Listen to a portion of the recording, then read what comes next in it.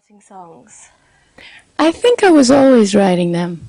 I was playing at 2.5, but they were teaching me Christian songs, Holy, Holy, Holy. I think I got a bit bored with that. Wasn't he? Yeah, still is. I'm really close to my dad. Were you then a child prodigy? Well, at first I was a failed prodigy by 11, so it kind of didn't work out. Because you went to the Peabody Institute, wasn't it? I went to a conservatory where I was supposed to be a concert pianist, and it never really happened. But you were only about 5 at the time, and you were mixing with people who were 17 and 18. How did you cope with that? They were fascinating. They're the reason that I think I have good memories of that. That was the best part of the school. I learned more in the hall than I did in the classroom. And then to be rejected at 11, what did that do to you? I'm still getting over that. I don't think people realize when you're a kid how much that affects you. You don't understand why you're being rejected. You just think that I'm 11 now and I'm a disappointment. And you either get really angry or really hurt. So I got really hurt and then I got really angry. And this is something which you're still kind of coming to terms with these days, yeah, you think? I think that there's so much in our childhood.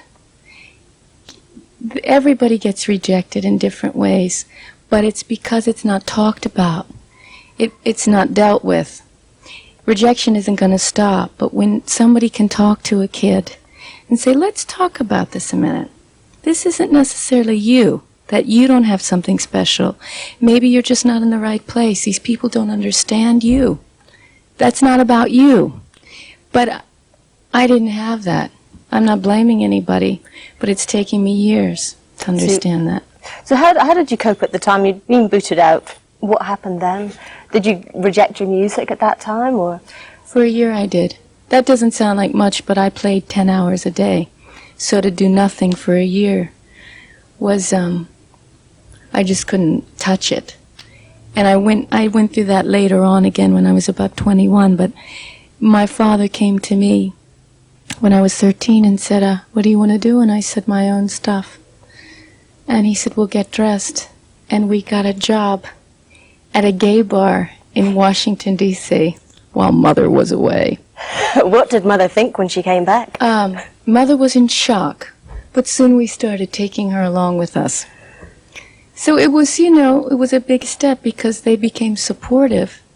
I think you support your kid or you lose your kid. There's always a certain bridge where you either say, I'm going to get behind this kid, or there's going to be a war, and oftentimes there is a war. Have you used your songs very much, do you think, and what you've poured into them with your own experiences to get to know yourself and to be at peace with yourself?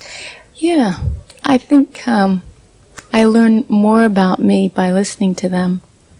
They really teach me about how I'm really feeling. I'll think everything's all right, and then I hear one of my songs and go, you really don't like that person, do you? And it's where I'm most honest, really. It's where I cop. What do you keep back for yourself, though? Because you pour so much into them. What's left for you at the end of the day? Cooking. I make myself a really yummy meal. But emotion-wise, is there a part which you think that's too private? I can't possibly put it into a song and put it into that public arena.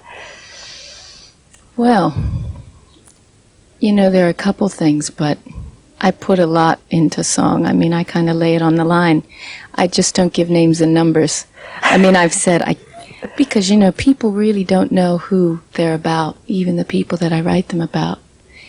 And, I can't tell because I'm sitting there Sunday brunch with these people. And they don't realize? They have no idea, no. Why do you think you had to come to England to get the sort of success which you found? It's interesting that,